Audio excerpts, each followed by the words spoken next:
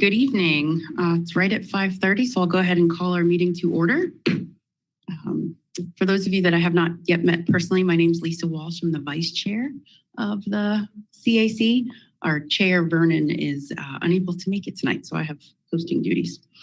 So nice, a lot of new faces. Nice to meet you all, and of course, good to see the familiar faces.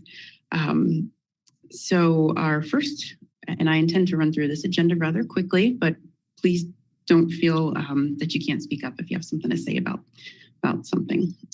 So our first order of business is to approve our agenda for tonight.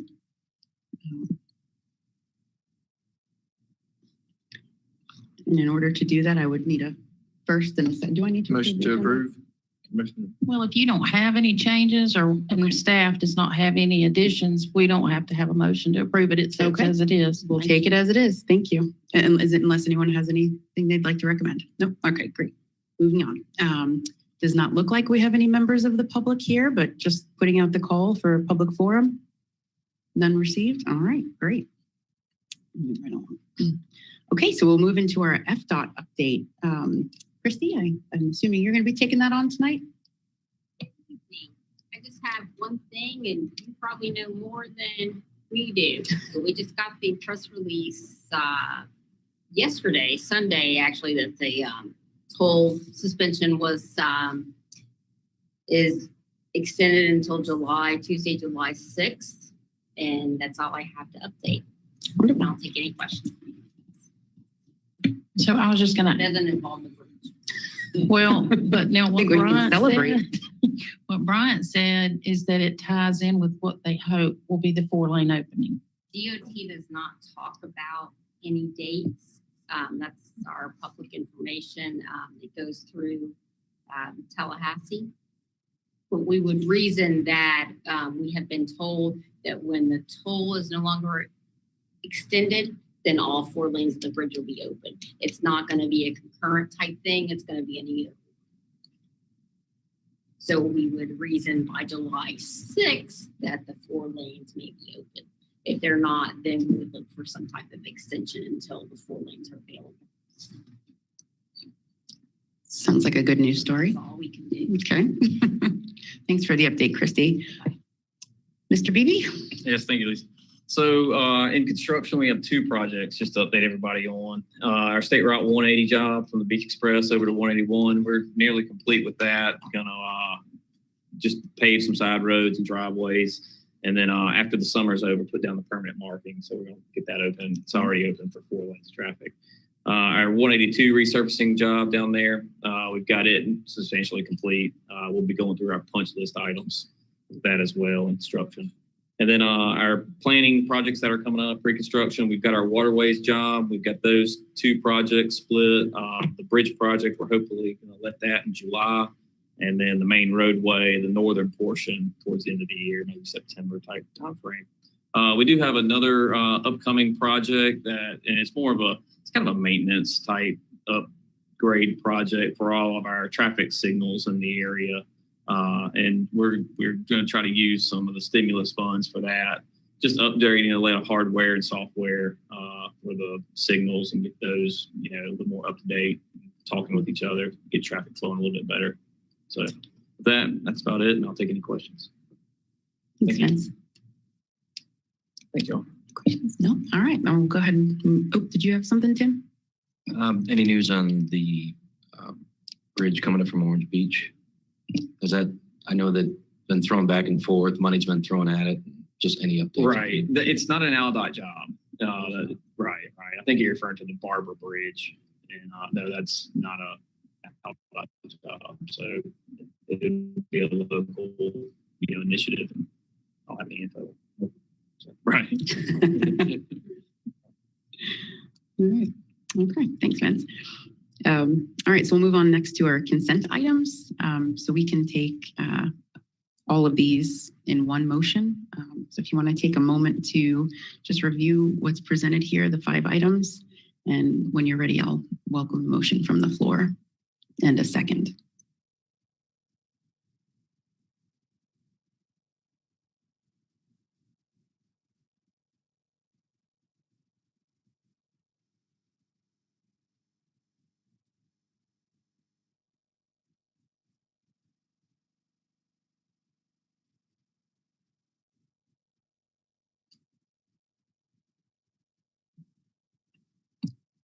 Motion to approve. All right, Mr. Smith makes a motion. Do we have a second? I'll second. Okay, thanks, Mr. Bagel. All in favor, please say aye. Aye. Any opposed? I think that was unanimous. Okay.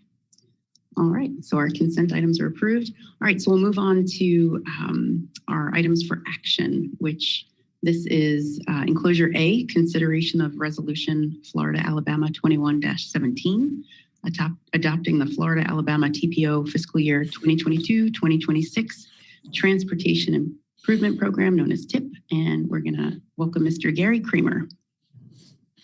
Thank you, Madam Chairman, CEC members. Closure A is the fiscal year 2022-2026 transportation improvement program. The fiscal year 2022-2026 transportation improvement program are the review item in April and for action this month.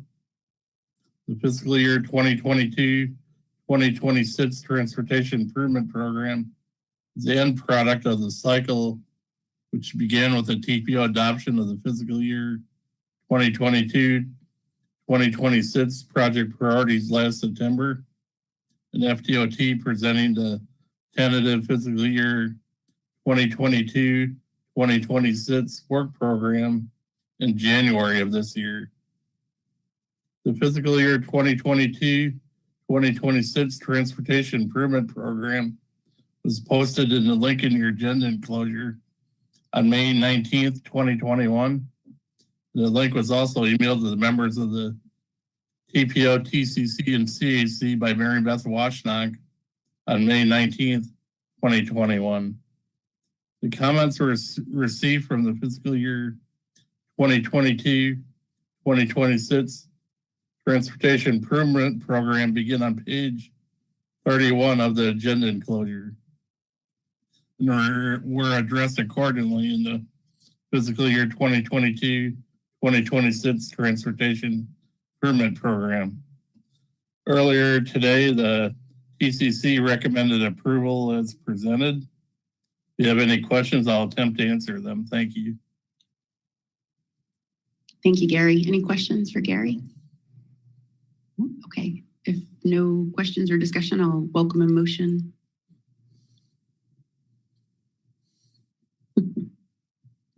Make a motion. Thank you. And Michael broke it. No, that's okay. Thank you. Good to meet you. Okay, first, and do we have a second? Thank you from Jeb. All right. All in favor? Aye. Aye. Any opposed? Oh, okay, we are unanimous. All right, next up on our agenda, also Mr. Kramer, going to be talking about Resolution Florida-Alabama 21-18, adopting the Florida-Alabama fiscal year 2023-2027 project priorities. Mr. Kramer. Thank you, Madam Chairman, CEC members. Enclosure B is the fiscal year 2023-2027 project priorities. At this time, I'd like to introduce Brittany Ellers, our Public Involvement Coordinator, and she'll be giving you a brief on the public survey results for the project priorities. Good afternoon or evening, everyone. Thank you, Madam Chair, members of the CAC. So we have a couple slides here. Just wanted to give you the results of the public survey from the priorities outreach that we did. We started off with a virtual open house and we launched the public survey with this virtual open house in late April. We also held a virtual public workshop on April 27th. We did provide a recording of that on the virtual open house so that people could see Gary's presentation and hear from the transportation expert himself. And then, now we're just going to go over a couple of the results of the survey. So the first questions that we asked are about general transportation priorities, such as ITS, bicycle and pedestrian improvements. As you can see, ITS and bike ped are pretty important priorities for our area, as well as capacity improvements. Building new roads is kind of not the highest priority here. So for the next two slides, these are going to be the non-strategic intermodal system projects, and these are kind of the projects that the TPO has, the most control over in terms of funding and moving around. So as you can see here, I just kind of pulled the highest priority projects. We did ask our communities to give their priority for the top 10 projects, and 6 of them kind of fell out as high priorities. That includes ITS, which kind of directly relates to the first question that we asked, the 9 Mile Road from Mobile Highway, and then Pine Forest Road from I-10 to County Road 297. And then the last 3 projects that were kind of the highest priorities, we have the bicycle pedestrian plan projects and regional trails, which again relates back to that first question that we asked. And then US 90 from State Road 87 to County Road 89, Ward Basin Road. Again, these were the non-strategic intermodal system projects. So the next projects that we asked about were the Alabama priority projects. That portion of the TPO area is rather small, and therefore so is the funding. So there were only 2 projects for our communities to rank, and this is kind of how they fell out. They do look like the same project, however, they are not. The full description of the projects are available online in the full tables, as well as this full report. It includes all of the tables and some of the outreach efforts that we have, a few social media analytics and stuff like that. So if there are no questions, I'll go ahead and turn it back over to Gary. Thank you. Thanks, Brittany. Thank you, Brittany. The project priorities are based on the cost feasible plan of the long-range transportation plan. Once the project priorities are approved, the TPO staff sends them the FDOT to use as a guide to build your 5-year work program. The TPO's version of the FDOT work program is what's called the Transportation Improvement Program, or TIP. The difference is the Transportation Improvement Program can also contain local funded projects, not just state and federal funded projects. Also shows you how the projects may be implemented in the next 5 years. For the Alabama projects, there are 4 bicycle pedestrian projects and 2 capacity projects. The capacity projects that Brittany just went over with you for the public involvement review. For Florida projects, the capacity projects are based on the 2045 long-range transportation plan. Completed projects are removed from the list. Projects scheduled for construction the first 3 years are moved to the fully funded list. New projects are placed at the end of the project priorities list. Transportation system management projects, which are primarily short-term operational projects such as turn lanes and signal modifications, are ranked based on TPO approved criteria. Transportation alternative program projects are primarily bicycle pedestrian projects and are ranked based on TPO approved criteria. Public transportation projects are listed by potential grants and were provided by the TPO's public transportation staff and the regional public transportation provider. Aviation projects were provided by Pensacola International and Peter Prince airports, and the port projects were provided by the Port of Pensacola. These are the 7 sections and 11 tables that comprise the project priority document. The capacity projects are the non-SIS, the strategic intermodal system projects in Florida, and then the capacity projects in Alabama. Transportation system management are the short-term operational projects such as signal modifications and turn lanes. Transportation alternative program projects are bicycle pedestrian projects in Florida. The bicycle pedestrian projects for Table 5 are the bike ped projects in Alabama. Public transportation projects are the Escambia County Area Transit and Santa Rosa County, and we also reached out to Bratz, and they're included in the ECAT project priorities as well. Aviation projects are the Pensacola International Airport and Peter Prince airports. The port projects are the Port of Pensacola projects. These two links are also in your agenda enclosure. You can review the draft project priorities by clicking on that website. There's also an interactive map which shows you the location and descriptions of the project priorities. We held 2 workshops for the TPO, TCC, and CAC. The first one was on March 22nd, 2021. 2 comments were received. Table 2, the SIS priority number 1, I-10 at US 29 interchange. This project is fully funded, so we need to move it to the fully funded list. SIS priority 2 will become priority number 1 then. Then table 2, SIS priority number 5, Blue Angel Parkway from Sorrento to US 98. The right-of-way that's identified will fully fund the project. So the project priority should be for construction only, and we'll make that change.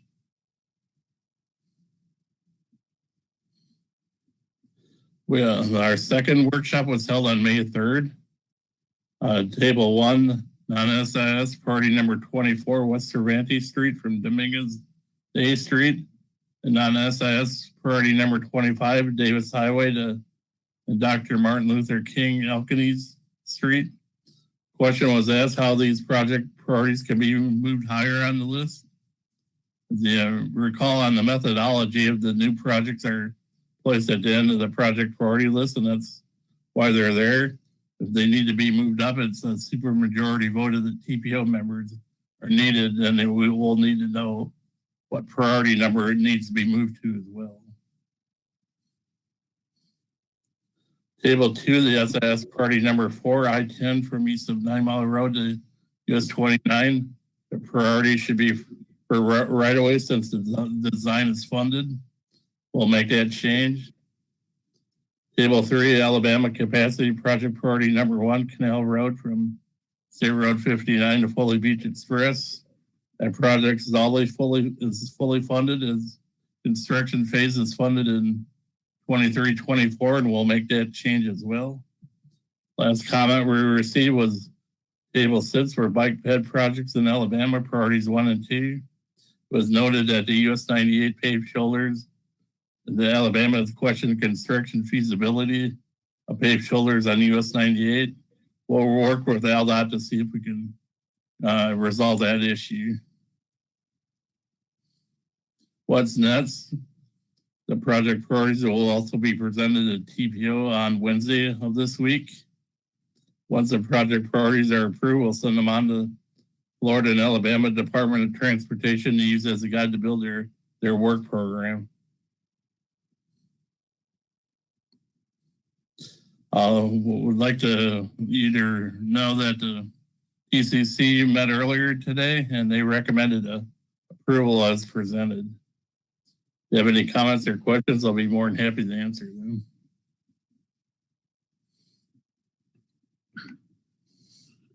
Looks like we're good, Gary. Thank you. Okay, thank you. All right, so moving on to enclosure C. Madam Chairman, we'll need a motion then. Oh, I'm so sorry. I was getting a little ahead of myself. Okay, so being there are no questions or discussion, welcome a motion from the floor to approve. Motion for consideration of resolution. All right, thank you. So Jeb is our motion. Anyone would like the second? Second. Jack is our second. All right. All in favor of aye? Oh, excuse me. All in favor, say aye. Aye. Any opposed? No. Okay. Unanimous. Thank you. All right. Thanks for keeping me honest, Mr. Kramer. So moving on to enclosure C is the election of our chairs and vice chairs for our fiscal year 2022, which starts on July 1st. The nominating committee, which was Jack and myself, met right before this meeting, and we decided that Vince would continue as chair and I would continue as vice chair. Only since there's so many of you that are new, we're happy to continue. If anybody would like to put their hand up, I'm also happy to step aside. So any interest in that? Nope. Okay. All right. Well, thank you. I've been around a little while. I've had Vernon to watch for a few years. Okay, so any questions or discussion? No? Okay, I would welcome a motion from the floor. Motion to approve. Okay, Tim, I'll give Tim the first, Jeb the second, and all in favor? Aye. Okay. Any opposed? Okay. All right. We are in our jobs for the next year. Let's see. Okay, so next on our agenda is our multimodal update. Do we have one? We do not. This morning we had Clark Merritt, who is with the Port of Pensacola, and he just announced that he is now the interim port director. Amy Miller has gone to the city of Pensacola as an assistant city manager. Okay. Thanks for the update. All right, we have no presentations. And the items in I are for information only with no presentation.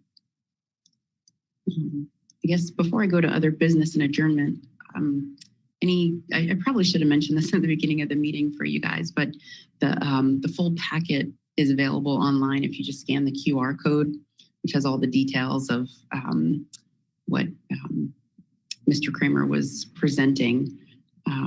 I know it's helpful sometimes to look on the phone. Any other questions or discussion before we move to adjourn? Madam Chair, I do have one quick announcement to make, and I don't think we have anyone from Santa Rosa County. Well, we do have Santa Rosa County, but North Santa Rosa County, we are doing a corridor management plan for Berry Hill Road, and we have a public meeting coming up Tuesday, June the 22nd. That's going to be at the Pace Community Center on Chumuckla Highway from 5:30 to 7. Thank you. Next meeting is not until October. I think it's October the 12th at 5:30. And not sure where it will be. It's potentially going to be here again, but just know that's the date. And it's the 12th because Monday is Columbus Day, right? Okay. All right, great. Okay, so no other business. I think this might be a record. I'll have to give Vernon a hard time. Okay, well, if there's no further business, I'll go ahead and adjourn the meeting. Thank you.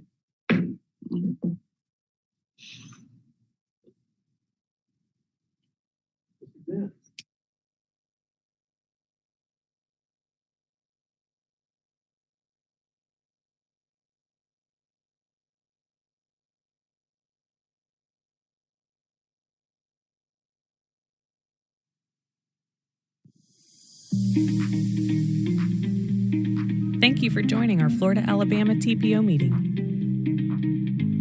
Here are ways to share your input. Email us at publicinvolvement@ecrc.org. E-comment anytime by visiting ecrc.org/FLALE-comment. Call us to leave a message 24/7. Send a letter to P.O. Box 11399, Pensacola, Florida. Here are ways to stay connected with us on social media. Follow us for all the latest transportation news. Find us on Facebook. Follow us on Twitter. Subscribe to our YouTube channel to attend meetings virtually and watch our videos. To learn more about the Florida-Alabama TPO, visit ecrc.org/FLALTPO. We hope to hear from you soon, and we'll see you next time.